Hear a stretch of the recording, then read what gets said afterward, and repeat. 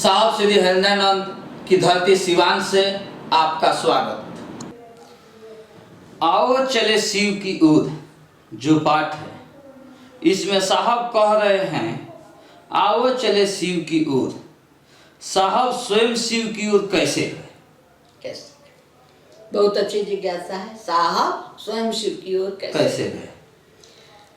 तो साहब जैसा बताते हैं अपने मुंह से कि बचपन से ही आम लोगों से साहब का स्वभाव, साहब की चाहत कुछ अलग थी और शौक भी कुछ अटपटा था कि मैं कुछ और लोगों से अलग करूं, अनजाने रहस्यों को जानूं। पौधे क्यों सूख जाते हैं, फूलों का यह सुगंध और सुंदरता फूलों में कहां से आता है। अपने घर में अपने पूर्वजों के बारे में साहब बताते हैं कि साहब के दादाजी बहुत छोटी उम्र में ही चले गए और साहब की दादी अपने 2 छोटे छोटे पुत्रों के साथ अकेली रह गईं। उनके लालन पालन की जिम्मेवारी उठाई। बहुत कष्ट में समय बीत रहा था। ये सब देखकर साहब को पूजा पाठ की दुनिया, रहस्य की दुनिया, जादू मंत्र, टोने टोटके की दुनिया के प्रति आकर्षण होता रहा। बचपन से ही उनकी ऐसी मानसिकता थी। पिताजी शिक्षा विभाग में बड़े पदाधिकारी थे। जहाँ जहाँ उनकी बदली होती थी साहब भी साथ में जाते थे। तो एक बार की बात है, अभी बहुत छोटे थे, तो पिताजी चूंकि शिक्षा विभाग के पदाधिकारी थे तो उनके यहाँ अदली बदली होस्टिंग पोस्टिंग के लिए शिक्षक लोग आया करते थे। इसी क्रम में एक शिक्षक आए तो साहब के पिताजी से काम था, वो रुक गए। तो रात में जब वो खाना खाए तो भोजन करने के बाद बाहर बरामदे में बैठे थे और साहब से उन्होंने दांत खोदने के लिए एक सीख मांगी। साहब तो शुरू से नटखट थे ही। साहब को थोड़ा नागवार गुजरा। साहब ने पहले तो तल्ली मारी कि नहीं दूंगा। फिर मास्टर साहब ने कहा कि मुझे दांत खोदने के लिए एक सीख ला दो। साहब के मन में थोड़ी बदमाशी आई। साहब आंगन में गए और आंगन साफ करने का जो झाड़ू था, उसी झाड़ू से सीख तोड़ के लाके मास्टर साहब को दे दिए दांत खोदने के लिए। झाड़ू की सीख तो पहचान में आई ही जाएगी। मास्टर साहब ने पहचान लिया कि ये झाड़ू का सीख है और ये जानबूझ के लाया है, मुझको क्या कहेंगे उसको, इरिटेट करने के लिए। तो मास्टर साहब ने कुछ कहा तो नहीं, लेकिन मास्टर साहब समझ गए कि ये झाड़ू का सीख है। तो मास्टर साहब ने उसको हाथ में लेके 2 टुकड़े किए और कुर्सी पर बैठे थे नीचे गिराए तो वो झाड़ू का सीख सांप बन गया। साहब की नजर गई, साहब चिल्लाए, अरे बाप। मास्टर साहब ने तुरंत साहब का मुंह बंद कर दिया। अरे बड़े पदाधिकारी के बेटा हैं, उनसे काम के लिए आए हैं। उसके बाद साहब से मास्टर साहब ने पूछा कि क्या है, क्यों चिल्ला रहे? साहब ने कहा सांप। कहाँ है सांप, देखो तो। साहब ने देखा तो वो झाड़ू का सीख ही पड़ा हुआ था, वहां कोई सांप नहीं था। लेकिन साहब को इतनी आसानी से झुठला देना आसान नहीं था। साहब को ऐसा नहीं लगा कि मेरा भ्रम है। साहब को ऐसा लगा कि नहीं, मैंने तो देखा है वो सांप था, फिर क्या हुआ। तो साहब को समझ में आया कि ये कुछ तंत्र मंत्र जानते हैं, और उसी तंत्र मंत्र से इन्होंने लकड़ी को सांप बनाया है। अब मास्टर साहब के पीछे पड़ गए साहब कि आप मुझे ये वाला जादू सिखला दो, लकड़ी से सांप बनाना सिखला दो। मास्टर साहब बातों में उलझाए रहे, टालते रहे। संयोग कुछ ऐसा बना कि साहब के पिताजी ने साहब को और साहब के भाई बहनों को पढ़ाने के लिए मास्टर साहब को अपने यहाँ रख लिया। बाहर के कमरे में मास्टर साहब रहने लगे, पढ़ाने के लिए साहब और साहब के भाई बहन। अब साहब क्या करते थे, दिन में तो पढ़ाई होती थी, रात में जब सब लोग सो जाते थे तो साहब धीरे से मास्टर साहब के कमरे में चले जाते थे और तरह तरह के तंत्र मंत्र, जादू टोना की क्रिया मास्टर साहब से सीखते थे। साहब को मन लगता था, उसमें उत्साह आ रहा था, बड़ी जल्दी जल्दी सीख जा रहे थे। एक दिन की बात है कि साहब तो चले गए थे मास्टर साहब के रूम में, लेकिन जब मास्टर साहब के रूम से निकल के आ रहे थे अपने कमरे में तो साहब की माँ ने देख लिया। साहब की माँ ने जब देखा तो पूछा, बड़कू कहाँ गए थे? साहब बताते हैं कि झूठ बोलने की आदत नहीं है। तब तक इनके पिताजी भी जग गए तो साहब सच सच बता दिए कि मैं मास्टर साहब के कमरे में था। क्यों, काहे लिए गया था? तो मैं उनसे चमत्कार सीखने गया था और मैं वही सीख रहा। खैर बात ज्यादा बड़ी नहीं, साहब चुपचाप जाके अपने कमरे में सो गए। लेकिन जब सुबह होके साहब की नींद खुली तो एक बहुत पुराना नौकर था जो बाहर बैठा था बरामदे में, और मास्टर साहब का कमरा खुला था और खाली भी था। तो जाते जाते साहब को वो पुराना नौकर जो था उसने कहा कि बाबू, साहब ने मास्टर साहब को निकाल दिया। अब तो साहब को सुन के बड़ा खराब लगा, बड़ा बुरा लगा, जैसे किसी बच्चे का कोई प्रिय खिलौना टूट जाए, वैसा ही साहब के मन में हुआ। लेकिन पिताजी ने निकाल दिया तो क्या कर सकते थे। लेकिन तब से इनके मन में जादू टोना तंत्र मंत्र सीखने की ललक बढ़ती ही गई, और इस क्रम में ये तरह तरह के अघोरी, तरह तरह के साधु संत, तांत्रिक मांत्रिक के चक्कर में घूमने लगे। जहाँ भी पिताजी की बदली होती थी साथ जाते थे, लेकिन वहाँ भी आसपास कोई न कोई तांत्रिक या जादू टोना वाला खोज लेते थे और श्मशान का भी पता लगा लेते थे और श्मशान में जाते थे साधना के लिए, जैसा कि उस समय के गुरुओं ने साहब को बताया था। ये क्रम चलता रहा, चलता रहा। जब साहब के पिताजी की बदली हुई आरा में,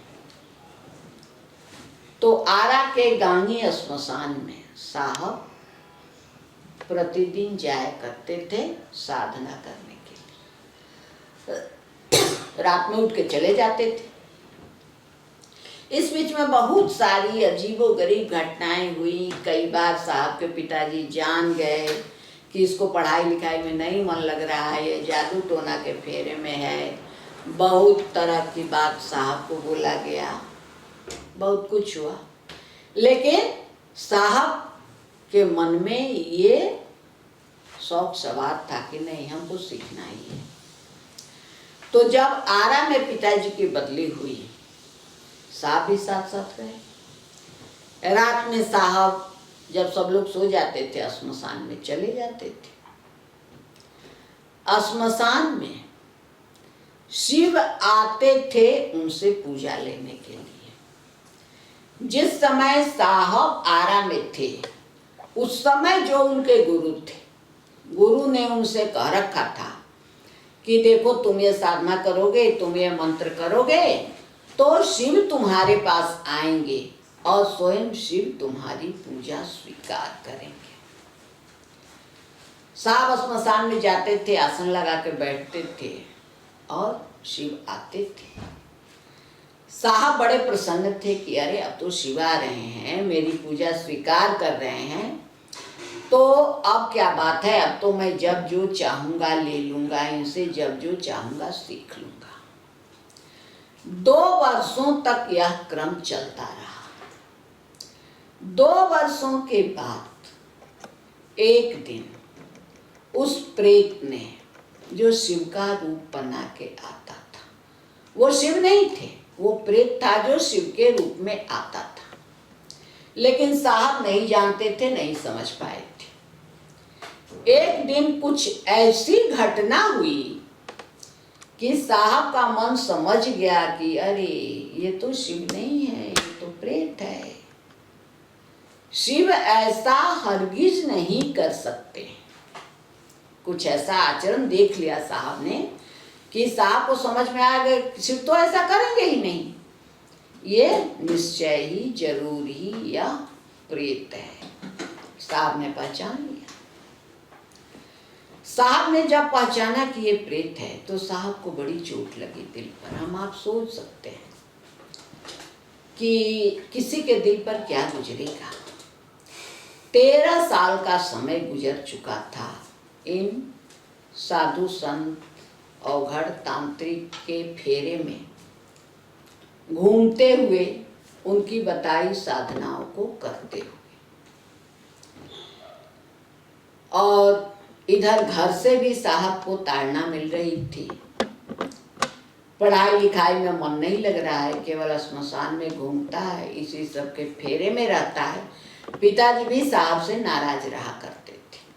माँ बेचारी क्या करेंगी, रो लेती थी। तो जब साहब को पता चला रात के करीब 1:30-2 बजे कि अरे ये तो प्रेत है, अब साहब को समझ में नहीं आ रहा था कि क्या करें, बड़े विक्षिप्त हुए। उसी समय उनको याद आया, बचपन में पढ़े थे, गुरुर् ब्रह्मा गुरुर्विष्णु गुरुर्देवो महेश्वर गुरु साक्षात परब्रह्म तस्मै श्री गुरुवे नमः। कि गुरु ही ब्रह्मा है, गुरु ही विष्णु है, गुरु ही महेश है, गुरु साक्षात परमात्मा है।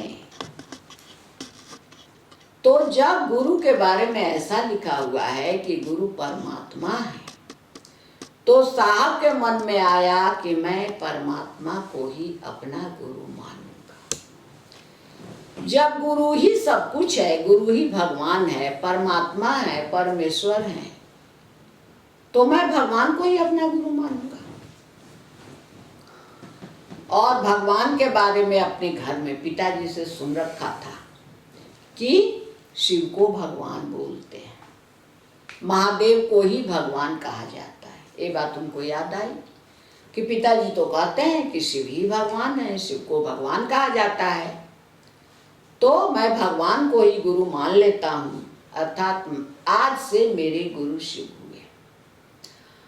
और जब उन्होंने ये निश्चय किया कि आज से मेरे गुरु शिव, उसी समय तत्क्षण वहीं शमशान में ही साहब ने अपने गुरु के समक्ष 3 शर्तें रखी या 3 कस्में खाई।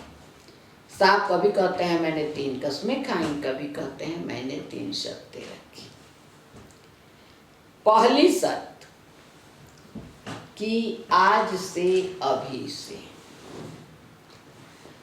आप जैसे तस्वीरों में दिखते हैं, गले में सांप है, हाथ में डमरू है, त्रिशूल है, वैसे रूप में यदि आप मेरे सामने आइएगा, शिव भी साक्षात आसमान से उतर के मेरे सामने आएंगे तो मैं उन्हें अपना गुरु स्वीकार नहीं करूंगा। और दूसरी शर्त लगाई उन्होंने कि आज से अब से किसी शरीरधारी को अपना गुरु मैं नहीं मानूंगा, नहीं स्वीकार करूंगा। और तीसरी शर्त या तीसरी कसम कि आज तक, अभी तक मैं जो भी पूजा पाठ क्रिया साधना करता था, अब वो मैं कुछ भी नहीं करूंगा। मेरे गुरु जो कहेंगे केवल मैं वही करूंगा। ऐसा उन्होंने अपने गुरु से शर्त रखा, मन में निश्चय किया और शिव को गुरु मान लिया। यहाँ हम लोगों के लिए, जैसा कि पूछा है भैया ने कि क्यों शिव को गुरु मानने के बाद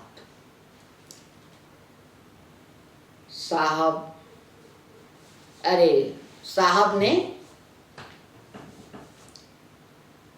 शिव की ओर चलने की जो बात कहते हैं, साहब कैसे स्वयं शिव की ओर गए, तो इसी बात पर हम लोग बात कर रहे थे, यही प्रश्न था।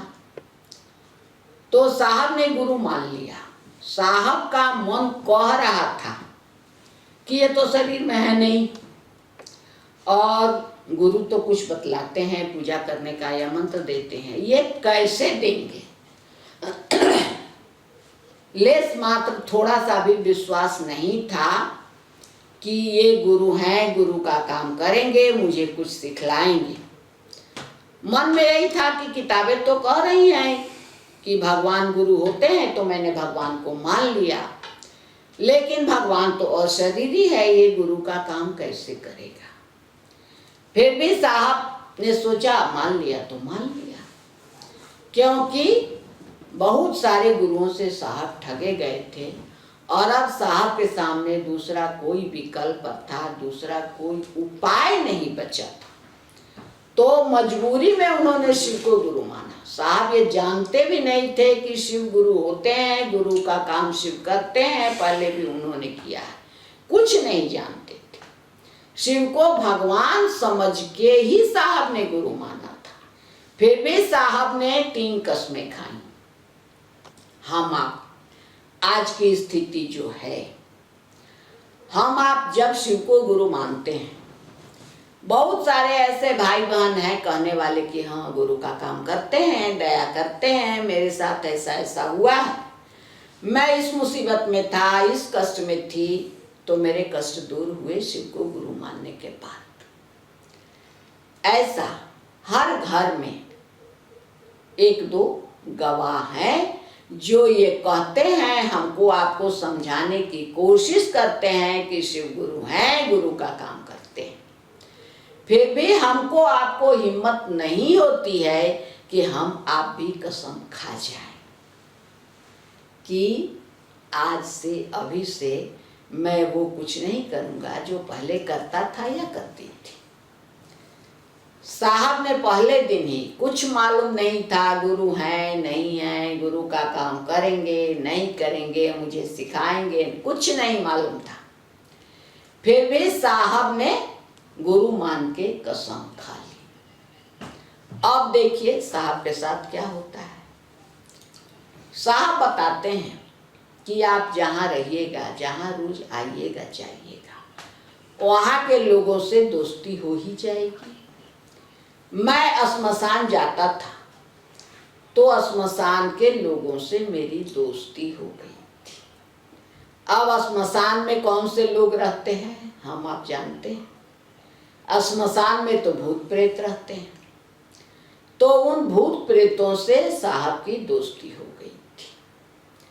अब जब साहब ने शिव को गुरु मान लिया, पागलों की तरह साहब बताते हैं मैं रात रात भर घूमता था, क्योंकि शिव शरीर में थे नहीं और बरसों से आदत थी रात रात भर जाग के श्मशान में साधना करने की, और कसम खा लिया है कि कुछ न करेंगे। तो कुछ नहीं कर रहे हैं और न शिव ही दिख रहे हैं, न शिव का कोई अता पता है, और कसम खा लिए हैं तो करेंगे भी नहीं। ऐसी स्थिति में साहब की दशा पागलों जैसी हो गई। ये 1974 की बात है, नवंबर महीने की। तो रात रात भर घूमते थे और इसमें भूत प्रेतों का उपद्रव बढ़ता जा रहा था। साहब बताते हैं कि आप यदि किसी क्रिमिनल गैंग में हैं और बाद में कहते हैं, कुछ दिन उनके साथ रहने के बाद आप कहते हैं कि देखो भाई अब मैं सुधरना चाहता हूँ, मैं ये गलत सलत काम नहीं करूँगा, तो वो आपको छोड़ देंगे क्या? नहीं छोड़ेंगे। वो आपको तरह तरह से तंग करेंगे। साहब के साथ भी यही शुरू हो गया। रात रात भर साहब के आंगन में, साहब के छत पर पत्थर बरसने लगे। साहब बताते हैं मेरे तीनों बच्चों के चेहरे पर कटे फटे का निशान है।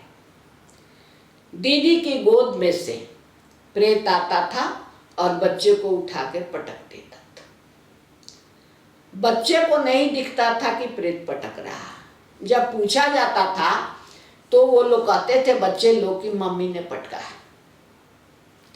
ऐसा होने लगा साहब के बच्चों के साथ, साहब के साथ।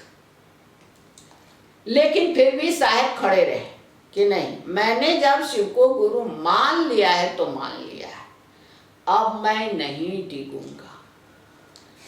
और इस तरह उपद्रव होते रहे।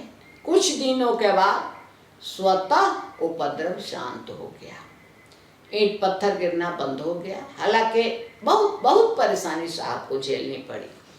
साहब पटना जिस समय रहते थे, हम लोग गए थे तो साहब कह रहे थे कि अभी भी कुछ केस चल रहे हैं मेरे नाम पर। तो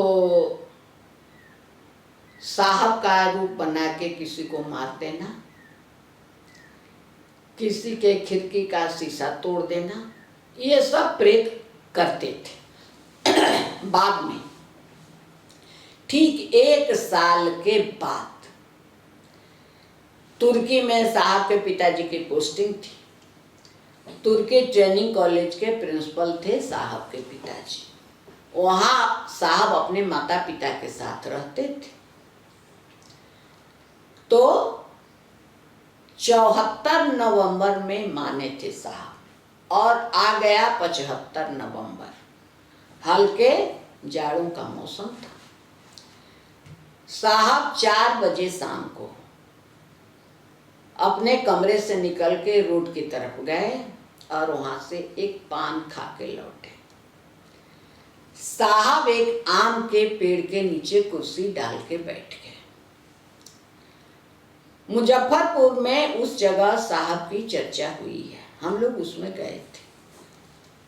उसी मैदान में चर्चा हुई थी। साहब ने यहाँ तक कहा कि देखिए, धरती पर बहुत सारे पवित्र जगह हैं, सिद्धपीठ है, जागृत मंदिर है, लेकिन मेरे लिए तो जहाँ आप बैठे हैं यही सबसे जागृत और यही सबसे पवित्र जगह है, क्योंकि हमको यहीं अपने गुरु शिव से मंत्र मिला था।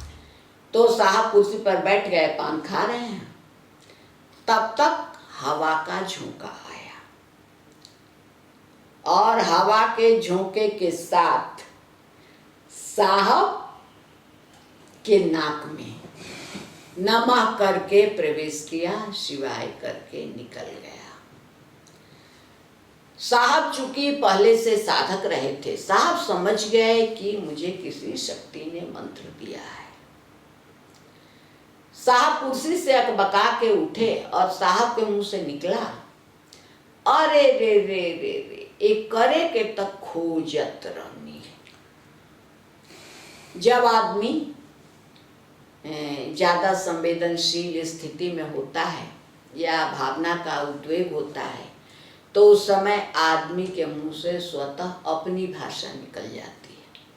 साहब सिवान के हैं, भोजपुरी भाषा भाषी हैं, तो साहब के मुंह से भोजपुरी के शब्द निकले, अरे रे रे रे रे एक करे के तो खोजत रही। और साहब खड़ा हो गए। अंदर साहब की माँ के कानों में आवाज गई। माँ ने पूछा, का भुलाइल रल? साहब ने ऐसे ही, पहले से कोई उत्तर नहीं सोचे थे, लेकिन ऐसे ही मुंह से निकल गया, वो चाबी भुलाइल रल मिल गई। क्योंकि इतनी देर में साहब जब अकबका के उठे हैं तो उनके कमरे की चाबी उनके हाथ से घास पर गिर गई है। और जब उनकी माँ टोकती हैं तो उनके मुंह से ये निकलता है और वो झुक के घास पर से चाबी उठाते हैं।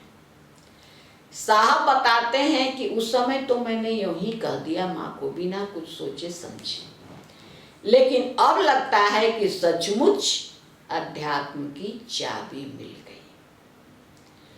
तो साहब ने कोई सूत्र मंत्र नहीं किया, लेकिन साहब को महादेव ने शिष्य रूप में स्वीकार किया।